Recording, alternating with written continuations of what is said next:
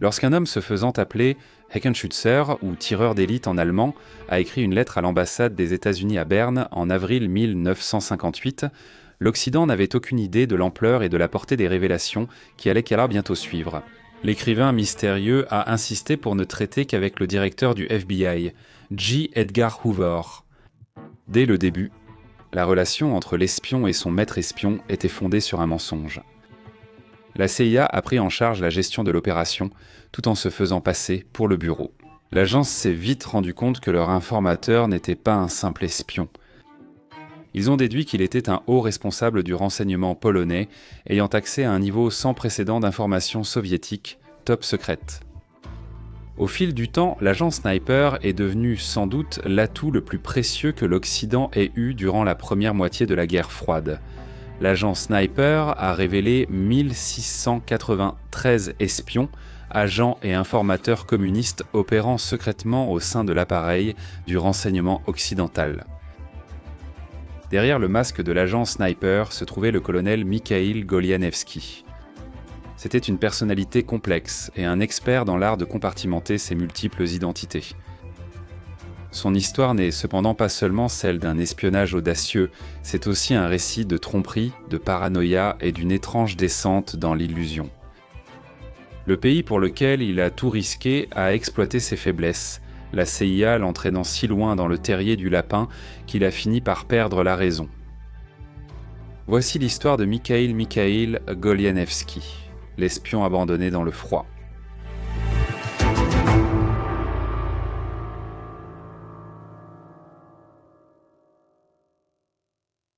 Mikhail Golianevski est né le 16 août 1922 en Pologne, dans une ville proche de la frontière avec l'Union soviétique. Ses premières années ont été marquées par les turbulences de l'Europe de l'entre-deux-guerres, une époque où la Pologne luttait pour consolider son indépendance après plus d'un siècle de partition et de domination étrangère. Son père Mikhail était comptable et fonctionnaire des impôts, et sa mère Janina était femme au foyer. La famille de Golianevski était modeste mais patriote, lui inculquant un sens de la fierté nationale et une fascination pour les affaires militaires. Pendant l'entre-deux-guerres, la famille a déménagé à Wolsztyn. Celle-ci se trouvait à 800 km à l'ouest et près de la frontière avec l'Allemagne. Là-bas, Michał Senior travaillait dans une brasserie pendant que Janina s'occupait de la maison et de leur fils. Après avoir terminé sa scolarité, Michał Golianevski a passé 3 ans à étudier le droit à l'université de Poznań. Le déclenchement de la guerre allait mener Michał sur un chemin radicalement différent. Lorsque l'Allemagne nazie a envahi la Pologne en septembre 1939, suivi quelques semaines plus tard par l'Union soviétique venant de l'Est, sa patrie a été déchirée. Comme beaucoup de Polonais, Golianevski a été témoin de première main des horreurs de l'occupation et de la guerre. Ces expériences formatrices ont nourri en lui à la fois une haine des régimes totalitaires et une compréhension aiguë de la survie sous des conditions oppressives. Il a travaillé comme comptable sous l'administration allemande, tout comme son père. Après la guerre, la Pologne est devenue un État satellite de l'Union des républiques socialistes soviétiques sous domination soviétique. Golianevski s'est adapté à cette nouvelle réalité avec une aisance apparente, en demandant son adhésion au Parti ouvrier polonais et en faisant des débuts modestes dans le renseignement polonais en 1945 en travaillant comme sentinelle. Sa carrière a rapidement progressé à partir de là, puisqu'il a reçu la prestigieuse Croix de bronze du Mérite de Pologne en 1946. En 1948, Golianevski travaillait comme employé de bureau pour la police secrète polonaise connue sous le nom d'Urząd Bezpieczeństwa. Cette organisation opérait sous l'égide du ministère de la Sécurité publique de la Pologne, ou ministère de la Sécurité publique. L'Urząd Bezpieczeństwa, en tant que police secrète, était particulièrement notoire pour son rôle dans la répression de la dissidence et l'élimination des ennemis du régime communiste. Golianevski s'est rapidement distingué comme un officier intelligent et ingénieux, obtenant des promotions qui l'ont rapproché du fonctionnement interne de l'appareil de renseignement polonais. Dans les années 1950, il a continué à monter en grade au sein du ministère de la Sécurité publique. Le 1er juin 1953, alors qu'il avait déjà atteint le grade de major, il a été nommé chef du département 9 de la branche du contre-espionnage, chargé de superviser les opérations d'espionnage à l'étranger. Son travail exigeait qu'il collabore étroitement avec les agences de renseignement soviétiques comme le KGB et la Direction principale du renseignement. En fait, après avoir été affecté à Varsovie, il est devenu l'homme de confiance du KGB pour surveiller ses collègues de les Urzędy de Bezpieczeństwa. La Pologne étant un État satellite de l'Union des républiques socialistes soviétiques et non une partie intégrante de celle-ci, n'a jamais été totalement fiable aux yeux de ses dirigeants communistes. Le KGB voulait tout garder un œil sur le Urzędy Bezpieczeństwa pour s'assurer que ses membres suivaient bien la ligne du parti. Ainsi, Mikhail Golianevski détenait du pouvoir et avait accès à des secrets de haut niveau, non seulement dans son propre pays, mais aussi au sein de l'Union soviétique. Bien qu'il soit resté extérieurement loyal à la cause communiste, les expériences de Golianevski, au cours de sa carrière, ont commencé à semer le doute sur le système qu'il servait. Son travail l'obligeait à voyager non seulement à travers la Pologne, l'Allemagne de l'Est et jusqu'en Union soviétique, mais aussi en Occident. C'est là qu'il a été témoin du contraste frappant entre le communisme du bloc de l'Est et la démocratie occidentale. De retour chez lui en Pologne, il a observé de première main comment la domination soviétique étouffait la souveraineté polonaise et comment les purges idéologiques détruisaient des vies sans aucune pitié. Malgré ses réserves, la carrière de Golianevski a continué sur sa trajectoire ascendante. En 1955, il avait atteint le grade de lieutenant-colonel et était devenu chef adjoint du contre-espionnage militaire pour la Pologne. Il avait alors accès à certains des secrets les plus sensibles du bloc de l'Est.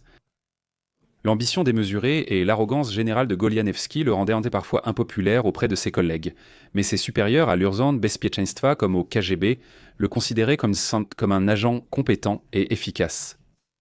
Son rôle exigeait une loyauté absolue, mais sous son apparence de conformité, Golianevski cachait un secret dangereux. Il ne croyait plus au système qu'il s'était engagé à défendre. Malgré sa carrière florissante, la vie personnelle de Golianevski était source de nombreux conflits. Il était marié à une femme nommée Anna. Elle avait une fille d'un précédent mariage, et elle et Mikhail avaient trois enfants ensemble. En 1954, leur mariage se désintégrait, Anna accusant son mari de l'avoir empoisonné et le considérant comme l'ennemi numéro 1. Alors que sa vie familiale était en plein désarroi, Mikhail était tombé amoureux d'Irmgard Kampf, une Allemande de 28 ans vivant en Allemagne de l'Est et travaillant comme secrétaire, qu'il avait prise pour maîtresse. Il a rencontré Irmgard en 1958 lors de l'une de ses missions. Golianevski a caché sa véritable identité à Irmgard, lui disant qu'il était un journaliste juif nommé Jan Roman. Il lui a dit qu'il avait été un résistant pendant la guerre et que sa famille avait été assassinée par les nazis. Pendant 2 ans, il l'a couverte de cadeaux payés avec des fonds de l'Urzędy Bezpieczeństwa qu'il avait détournés. Kampf a utilisé cet argent pour s'acheter des articles de luxe, des bijoux de Suisse, un manteau de fourrure de Paris et des vêtements à la mode d'Angleterre. Non seulement cela, mais l'appartement familial de Kampf a réussi à acquérir un téléviseur de fabrication occidentale très recherché. Au final, Golianevski avait escroqué son département de l'équivalent de 60 000 $ américains provenant de son fonds opérationnel. Il retirait de l'argent soi-disant pour les opérations qu'il menait et pour les agents qu'il rencontrait. En réalité, il utilisait cet argent pour sa maîtresse, sans se rendre compte que ses démonstrations d'affection et son détournement effréné attireraient bientôt l'attention de ses supérieurs.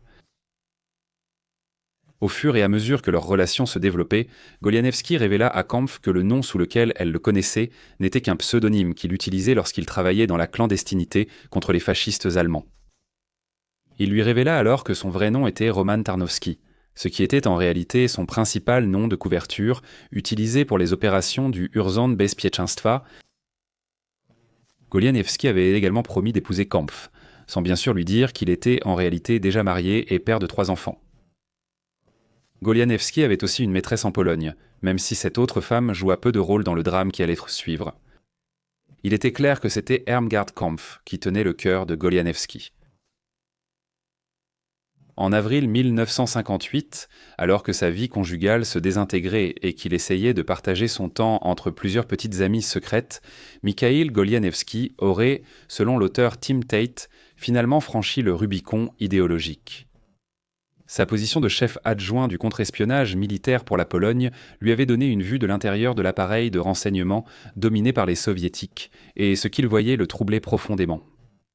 La nature oppressive du régime, associée à sa propre désillusion croissante envers le communisme, poussa Golianevski à décider qu'il était temps pour lui d'agir.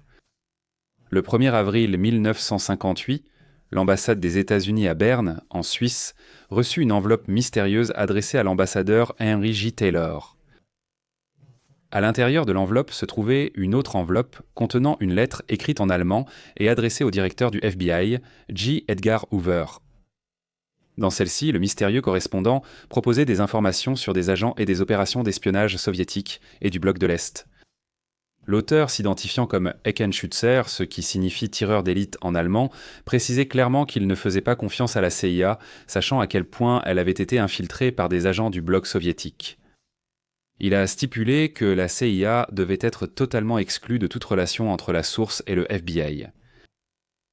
Le choix de Golianevski de Barnes comme premier point de contact était stratégique. Bien que les services de renseignement américains considéraient encore la capitale suisse comme un endroit peu prometteur dans la guerre froide avec Moscou, Golianevski savait que Moscou avait infiltré des espions dans tous les départements du gouvernement américain, à l'exception du FBI. La lettre provenait de Prague. Elle ne contenait aucune empreinte digitale, ce qui suggère que l'auteur avait porté des gants et les documents ne comportaient aucune marque d'identification qui aurait pu aider les analystes à déterminer qui les avait préparés. La réaction immédiate en Occident fut prudente et sceptique. L'ambassadeur Taylor, inexpérimenté en matière de renseignement, s'en est tenu au protocole mais, en violation directe des conditions d'engagement énoncées dans la lettre, a transmis la lettre au chef de station de la CIA à Berne. Tenant Pete Bagley fut d'abord peu impressionné par la lettre. Suivant le protocole, il transmit la lettre à la principale station opérationnelle de la CIA à Berlin. Là, elle fut classée par Ted Shackley, estimant qu'elle était rédigée dans une forme de double langage impénétrable. Cependant, Bagley envoya aussi une copie du message au siège de la CIA à Washington District de Columbia. La lettre du tireur d'élite arrive sur le bureau de Howard A. Roman, linguiste doué et ex-chef de l'unité polonaise de l'agence. Contrairement à l'évaluation des autres, l'avis de Roman était plus positif. L'analyse médico-légale du contenu et du style d'écriture de la lettre indiquait qu'il était probable que l'auteur soit polonais. Selon lui, le contenu de la lettre méritait une enquête plus poussée. L'optimisme de Roman n'était pas partagé par un homme dont la paranoïa allait bouleverser la vie de Golianevski par la suite. James Jesus Angleton, le chef de la branche contre-espionnage de la CIA, soupçonnait comme toujours une provocation soviétique. En d'autres termes, une fausse offre conçue pour tromper les services de renseignement occidentaux et les piéger. Lorsque Angleton examina pour la première fois les lettres étranges et elliptiques de Sniper, il conclut qu'il s'agissait très probablement d'une tromperie soviétique. Néanmoins, Angleton décida de laisser la situation évoluer au début pour voir ce qui allait se passer. Pendant tout ce temps, le FBI ignorait totalement l'existence de l'agent Sniper et son désir de ne communiquer qu'avec son directeur. Cet acte de tromperie de la part de la CIA, tout en sécurisant une source de renseignements précieuse, aurait plus tard des répercussions importantes pour Golianevski et failli lui coûter la vie. Pour maintenir l'apparence que le FBI était aux commandes et que la CIA n'était pas impliquée, conformément aux instructions données par l'informateur mystérieux, l'agence a placé une annonce codée dans la section des petites annonces d'un journal allemand. Sniper a reçu les coordonnées d'une boîte postale appartenant à la CIA à Berlin-Ouest, où il pouvait envoyer des rapports et récupérer les demandes ultérieures d'informations supplémentaires. Un mois plus tard, au début du mois de mai 1958, Sniper a envoyé son premier rapport dactylographié à celui qu'il pensait être J. Edgar Hoover. À partir de ce printemps-là, et pendant les 2 années suivantes, l'agent Sniper envoyait à l'agence une série de lettres de plusieurs pages, à interlignes simples, à des intervalles presque mensuels. Chaque lettre détaillait les informations sur les espions et opérations de renseignement soviétiques en Occident. Dire que les rapports fournis étaient une véritable bombe serait un euphémisme. C'était nucléaire. L'agent Sniper a exposé à quel point les agences de renseignement occidentales étaient complètement compromises. Les révélations choquantes menaçaient de balayer l'édifice soigneusement construit de l'espionnage soviétique en Occident. Golianevski a fourni les noms et les détails de 1693 personnalités du renseignement, y compris des officiers, des collaborateurs recrutés et des agents. Mais qui étaient les espions visés par l'agent Sniper ? Parmi les centaines de noms figuraient beaucoup de personnes qui allaient rester tristement célèbres pendant des décennies durant la guerre froide. L'un des coups les plus importants que Golianevski porta dès le début fut un tuyau concernant des espions à la solde du KGB opérant au Royaume-Uni. L'une de ces espions, disait la lettre, travaillait pour la marine britannique, l'autre, plus étonnamment, pour le Military Intelligence MI6. Cette information fut transmise par la CIA au Military Intelligence 5 et au Military Intelligence 6 au Royaume-Uni, qui donnèrent aux espions inconnus les noms de code Lambda 1 et Lambda 2, alors que les agences de renseignement américaines et britanniques s'empressaient d'enquêter sur les taupes dans leur rang, l'ombre omniprésente de James Angleton planait sur les nouvelles informations du sniper. Au fil des années à la tête de l'agence, ce qui avait commencé comme un scepticisme sain s'est transformé en une véritable paranoïa. Angleton entretenait la conviction profonde que le KGB avait réussi à infiltrer la CIA au plus haut niveau, une certitude qui alimentait ses chasses aux taupes incessantes et instaurait un climat de suspicion qui a paralysé l'agence pendant des années. Cette méfiance inhérente s'étendait aux transfuges et aux informateurs qu'Angleton considérait comme des agents potentiels envoyés par les soviétiques pour semer la discorde et la désinformation. Plus l'information était précieuse, raisonnait Angleton, plus il était probable qu'il s'agisse d'une tromperie. Malgré tout, on ne pouvait pas ignorer les avertissements de Sniper. Ces révélations ont provoqué des enquêtes et des réorganisations au sein des agences de renseignement occidentales. Cela comprenait l'opération B-Vision, lancée par la CIA pour enquêter sur l'infiltration de Moscou dans les services de renseignement ouest-allemands. Golianevski a compromis non seulement des espions individuels, il a aussi donné des renseignements précieux sur les opérations de renseignement du bloc soviétique, notamment leurs méthodes de recrutement, de communication et d'espionnage. Ces informations ont permis aux agences de renseignement occidentales d'affiner leur stratégie de contre-espionnage et de mieux se défendre contre les efforts d'espionnage soviétiques. Golianevski a également été la première source à rapporter en détail le concept de désinformation, ce que l'on appelle aujourd'hui les fausses nouvelles. Il a expliqué comment le KGB utilisait de fausses informations pour protéger les agents soviétiques, discréditer les informations exactes et tromper des services de sécurité occidentaux. Autant la CIA répugnait à l'admettre, elle était légalement obligée de partager les renseignements sur le tireur d'élite avec le FBI. La CIA n'a pas le droit d'opérer à l'intérieur des États-Unis. Tout ce qui concerne la sécurité intérieure et la contre-espionnage aux États-Unis relève entièrement de la compétence du FBI. Étant donné que tant d'espions démasqués étaient du personnel diplomatique qui faisait la navette à Washington District de Columbia, la CIA n'avait pas d'autre choix que d'informer le FBI de leur informateur. En décembre 1958, les rapports sur le tireur d'élite avaient recommencé à s'accumuler et la CIA a finalement annoncé la nouvelle au FBI. Lorsque Hoover a été informé, il était compréhensiblement furieux. Howard Roman, le linguiste médico-légal de la CIA, a dit que Hoover était furieux lorsqu'il a découvert que nous avions ouvert son courrier. Après que la colère soit retombée, Hoover a accepté de permettre à la CIA de poursuivre l'opération de tireur d'élite à condition que le FBI ait accès à tous ses renseignements. En février 1959, le bureau était convaincu que l'agent Sniper était une source fiable. Seul James Angleton nourrissait encore des doutes. Comme les rapports impliquaient également le personnel diplomatique américain, le FBI fut à son tour obligé d'en informer le département d'État. Ce que Golianevski redoutait était en train de se produire. Les informations qu'il transmettait étaient largement diffusées, sans grande considération pour sa sécurité. La CIA a ordonné à tous ceux qui recevaient ces renseignements de ne pas agir sans l'autorisation expresse de l'agence, mais cela revenait à fermer la porte de l'écurie après que le cheval se soit enfui. Mais ce n'était pas fini. Le département d'État a ensuite informé l'ambassade des États-Unis à Varsovie qu'un informateur révélait l'emprise du KGB sur le personnel de l'ambassade américaine en Pologne. Il était tragiquement ironique que Sniper ait déjà averti que l'ambassade des États-Unis à Varsovie était compromise. Ce n'était qu'une question de temps avant que l'information ne parvienne au Urzęd Bezpieczeństwa et au KGB que les services de renseignement polonais divulguaient des informations à l'Occident. À la fin de l'année 1960, Golianevski apprit par un contact à Varsovie que le KGB recherchait un traître au sein du service de renseignement extérieur du Urzęd Bezpieczeństwa qui divulguait des secrets à la CIA. Son cœur se serra. Il ne pouvait pas en être certain, mais il y avait de fortes chances que le soi-disant traître ne soit autre que lui-même. Et c'est là que les choses bouclèrent en la boucle. Le KGB se méfiait de l'Urząd Bezpieczeństwa en Pologne, mais faisait confiance à un Polonais en particulier.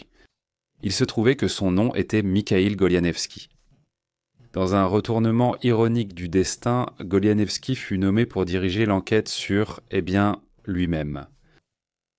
À peu près à la même époque, vers la fin de 1960, Golianevski a vu ses relations personnelles commencer à le rattraper.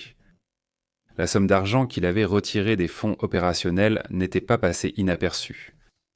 La Stasi en Allemagne de l'Est avait mené une enquête à la suite d'un audit et, en novembre 1960, a signalé aux autorités polonaises que Golianevski avait des contacts non autorisés avec sa maîtresse Irmgard Kumpf.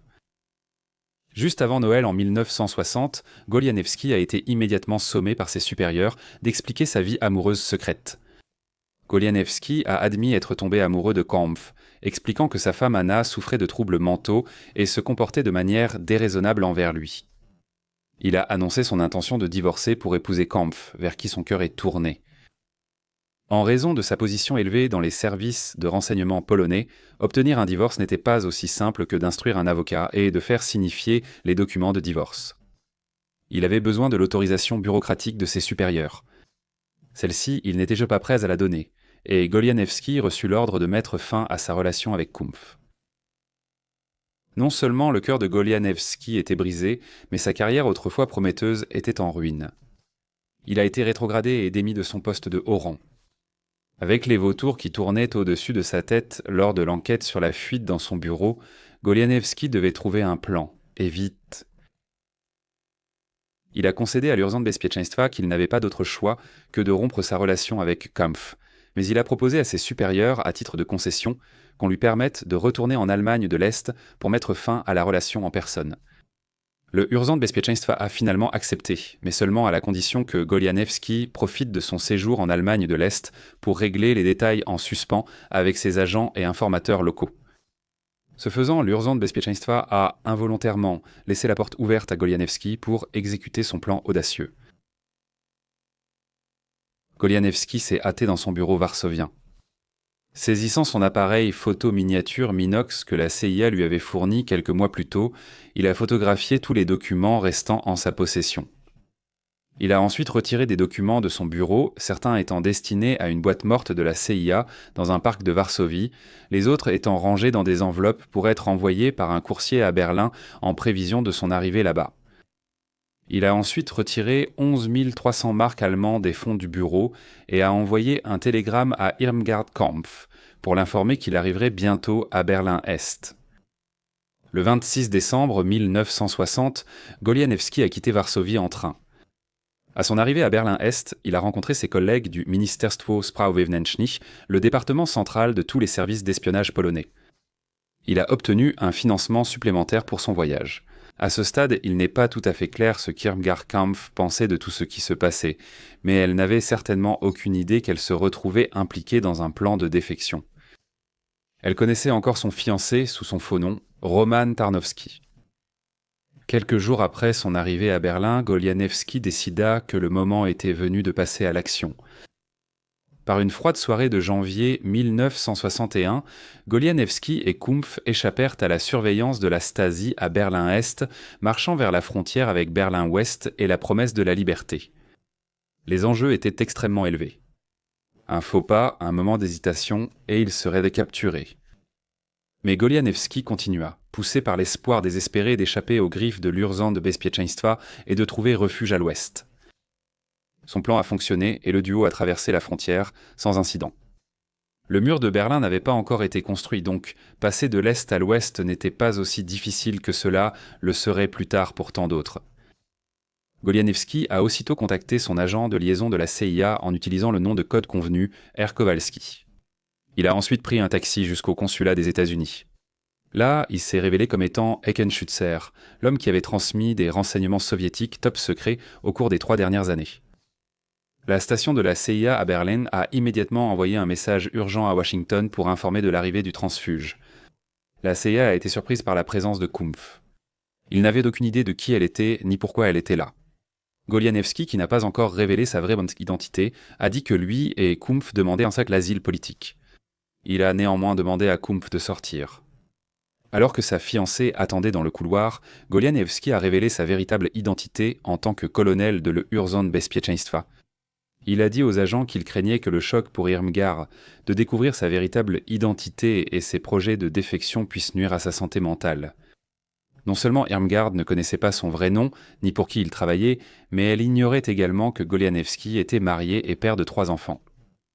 L'agence a accepté de soutenir le mensonge de Golianevski à Kumpf, transportant le couple par avion militaire le 5 janvier 1961 à Wiesbaden, à l'ouest de Francfort, où ils ont été logés dans un centre d'accueil de la CIA pour les transfuges. C'est là que les vérités ont enfin commencé à émerger. Golianevski a révélé à Kumpf sa véritable identité et la CIA a finalement dû admettre qu'ils avaient trompé Golianevski toutes ces années. Golianevski n'était évidemment pas du tout content de cela, réalisant alors comment il avait été compromis. Pendant ce temps, au siège de l'Urzon Bezpieczeństwa, les services de renseignement polonais avaient enfin compris que quelque chose n'allait pas. Golianevski avait manqué un rendez-vous prévu avec l'un de ses agents est-allemands et sa localisation était inconnue. Quand il n'a pu être retrouvé dans l'appartement berlinois loué pour lui, ni ailleurs, les soviétiques ont compris le pire. Une enquête urgente a été lancée pour découvrir quelles informations Golianevski avait compromises. En forçant le coffre-fort de son bureau, la Urzon Bezpieczeństwa a découvert qu'il avait clandestinement amassé une vaste collection de documents détaillant certaines des informations les plus sensibles du service de renseignement. Alors que la Urzon Bezpieczeństwa et le KGB s'efforçaient d'évaluer leurs pertes, Golianevski et Kumpf ont été transportés par avion militaire le 12 janvier 1961 vers l'Amérique. Là-bas, Golianevski a subi un long interrogatoire par la CIA, d'abord dans une planque du Maryland, puis plus tard en Virginie.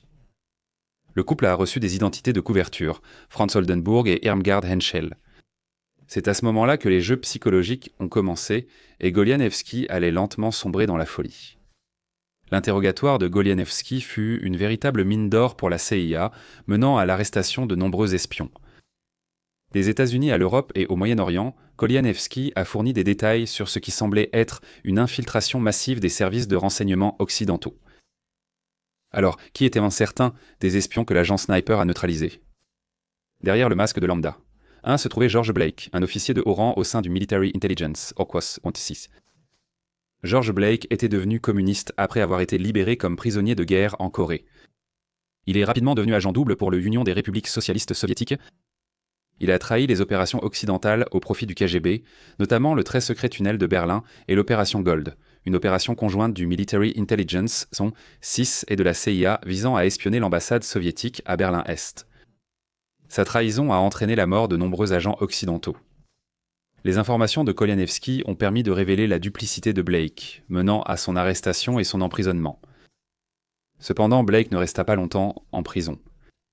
Il a réussi à s'évader de la prison de Wormwood et à faire défection en Union soviétique, où il a passé le reste de ses jours. Lambda-G s'est révélé être Harry Houghton, du fameux réseau d'espionnage de Portland. Ce réseau opérant en Grande-Bretagne transmettait systématiquement des secrets militaires sensibles à Moscou. Houghton était un ancien employé de la Royal Navy qui avait accès à des documents classifiés à l'établissement de détection sous-marine de Portland, grâce à sa petite amie Ethel G. Ensemble, ils transmettaient des secrets de la marine à Gordon Lonsdale, qui était en réalité Conon Molody, un officier du renseignement soviétique expérimenté. Le réseau comprenait également Peter et Helen Kroger, dont les vrais noms étaient Maurice et Lona Cohen, des espions nés aux États-Unis qui assuraient des canaux de communication essentiels avec Moscou. Les informations de Golianevski ont permis au service de renseignement britannique Farshang de démanteler tout le réseau. Les révélations de Golianevski se sont étendues à d'autres domaines cruciaux de la guerre froide. En Suède, il a révélé que Stig Wennerström, un haut responsable de l'armée de l'air et un fonctionnaire de l'OTAN, était un agent soviétique de longue date.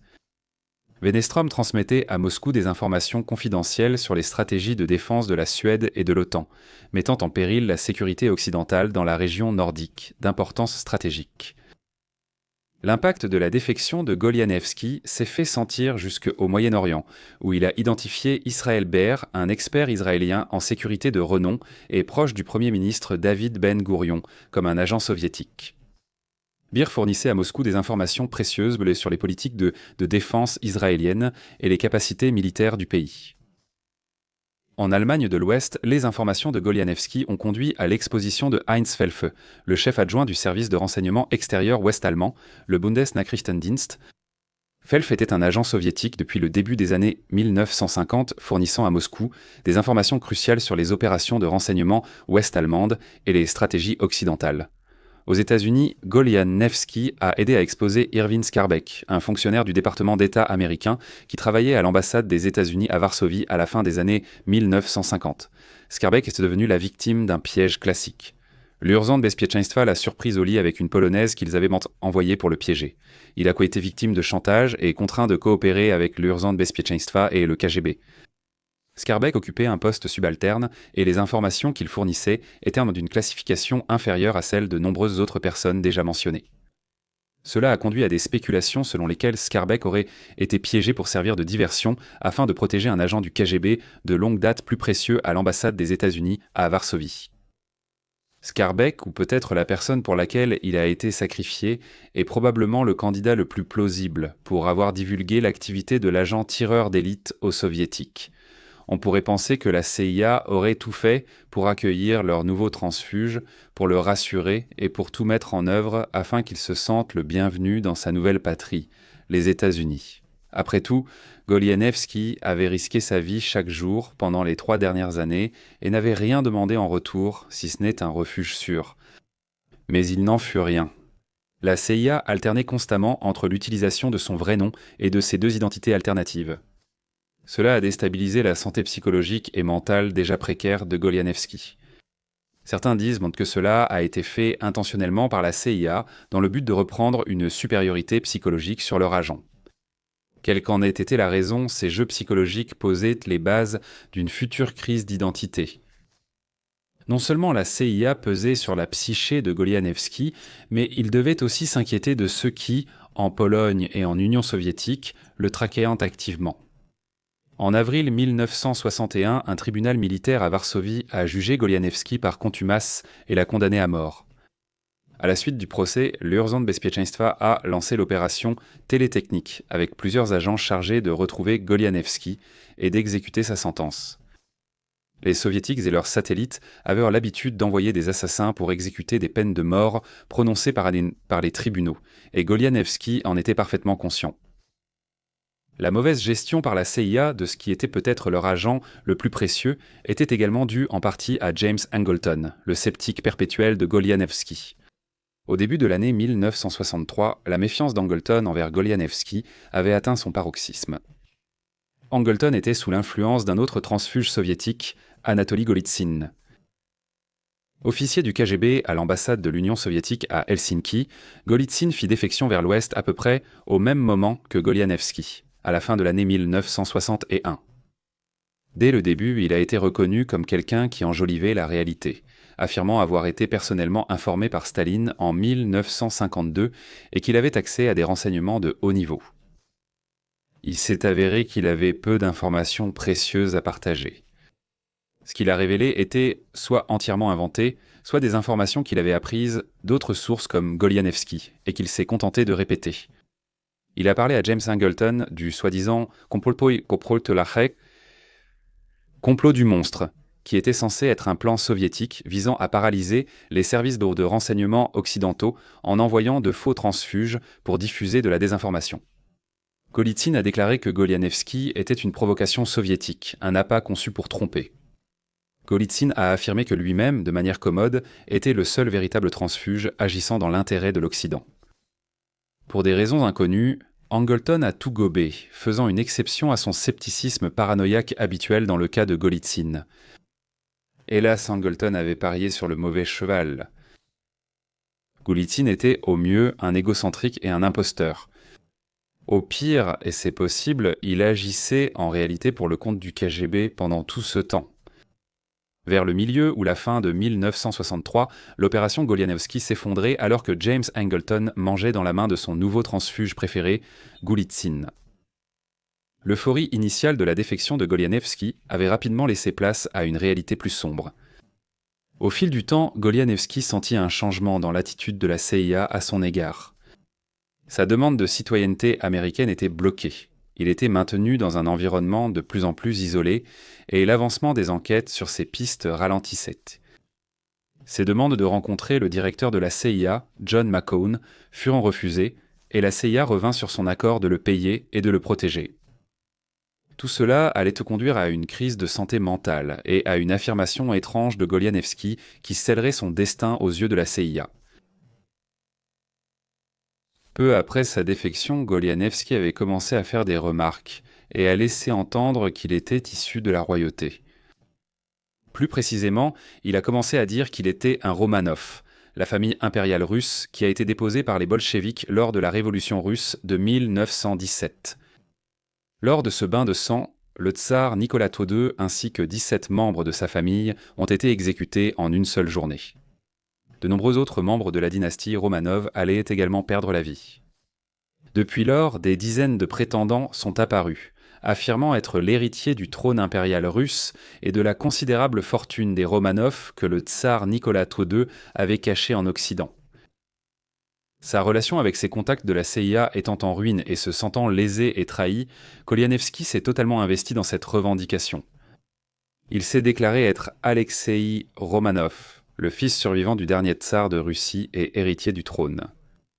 Il a utilisé ce nom lorsqu'il a demandé la citoyenneté américaine et, lorsqu'il a épousé Ermgard aux États-Unis, sa revendication a eu du poids auprès de certains, son mariage avec Ermgard ayant été facilité par le plus haut évêque de l'Église orthodoxe russe aux États-Unis. Au début, pourtant, les revendications n'étaient en fait qu'à ses contacts, mais à la fin de 1963, le gouvernement américain avait effectivement abandonné Mikhail Golianevski. Dans un geste désespéré, Golianevski fit une apparition à la radio le 10 août 1964 à New York, au cours de laquelle il se proclama publiquement Alexei, le fils du dernier tsar de Russie. Il déclara qu'il était venu en Amérique non seulement pour dénoncer les espions soviétiques, mais aussi pour revendiquer sa fortune en tant qu'héritier légitime du trône russe. Son histoire était qu'il avait échappé à l'assassinat pendant la Révolution en étant exfiltré à travers la Sibérie jusqu'en Pologne. L'engouement autour des revendications de Sorovitch aux États-Unis était à son comble, et les médias se sont emparés de cette histoire sensationnelle. Le 12 septembre 1964, Guy Richard a annoncé la revendication de Golianevski dans le New York Journal American. Il semblait qu'à ce stade, Golianevski s'était absolument convaincu lui-même qu'il était en fait Alexei Romanov. Lorsqu'il eut une fille avec Ermgard Kampf, ils l'ont appelée Tatiana Romanov. Il semble qu'une combinaison de cupidité et de folie ait été la motivation de Golianevski pour prétendre être le Sorovitch. Golianevski était un homme habitué à mener plusieurs vies. De sa vie personnelle à sa vie professionnelle, Golianevski avait des dizaines de compartiments dans lesquels il rangeait ses différentes identités. Peut-être qu'une combinaison de sa propre santé mentale instable et des mauvais traitements infligés par la CIA l'a poussé à faire sa déclaration la plus folle, être l'héritier du trône russe. Il ne fallut pas longtemps avant que la sensation ne s'estompe et que la revendication de Golianevski soit discréditée. Après un déferlement médiatique au milieu des années 60, Golianevski retomba dans une quasi-obscurité totale. Il y avait certaines personnes qui n'allaient pas oublier si facilement l'excentrique transfuge polonais. L'Urząd Bezpieczeństwa était encore en plein milieu de son opération de 10 ans pour retrouver et neutraliser Golianevski. Une opération de surveillance élaborée a été menée sur Golianevski, là où il vivait, dans les Silver Towers, un immeuble de la Reine à New York. En 1968, l'Urząd Bezpieczeństwa avait réussi à cartographier son appartement et ses environs, ce qui fut envoyé à Varsovie. Bien que Golianevski n'ait pas eu connaissance de ces détails précis, il supposait sans doute qu'il était surveillé et qu'il y avait de fortes chances qu'il puisse connaître une fin prématurée de la main d'un assassin de l'Urząd Bezpieczeństwa, ou du KGB. Cela aussi a dû contribuer à sa santé mentale instable. À partir de ce moment-là, sa vie est devenue un enchevêtrement complexe de batailles juridiques, de théories du complot et de marginalisation. Pendant de nombreuses années, Golianevski a concentré ses efforts à se réhabiliter et à contester le récit entourant sa défection. Il a engagé un avocat en décembre 1965 et a tenté de contraindre le Congrès américain à enquêter sur les mauvais traitements qu'il avait subis de la part de la CIA. Il a écrit de nombreuses lettres à des responsables gouvernementaux détaillant ses griefs contre la CIA. À partir de 1974, il a commencé à publier un bulletin mensuel appelé Double Eagle, qui servait de tribune à ses affirmations extravagantes et à la diffusion de théories du complot. Golianevski est décédé en juillet 1993 à l'hôpital Lenox Hill à New York après une courte maladie. Sa mort a reçu très peu d'attention avec seulement un petit avis nécrologique payant dans le New York Times.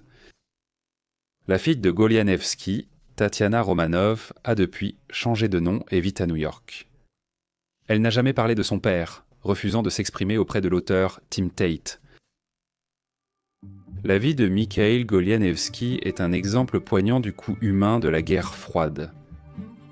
Espion brillant et courageux, il a été poussé par une conviction idéologique à servir l'Occident et la démocratie occidentale, mais son histoire personnelle a été minée par ses propres faiblesses et par les organisations mêmes qu'il cherchait à aider. L'impact des renseignements de Golianevski allait à jamais transformer le paysage de la guerre froide. Il est indéniable que ce qu'il a révélé à l'Occident fait de lui l'un des transfuges les plus précieux à avoir jamais quitté le froid.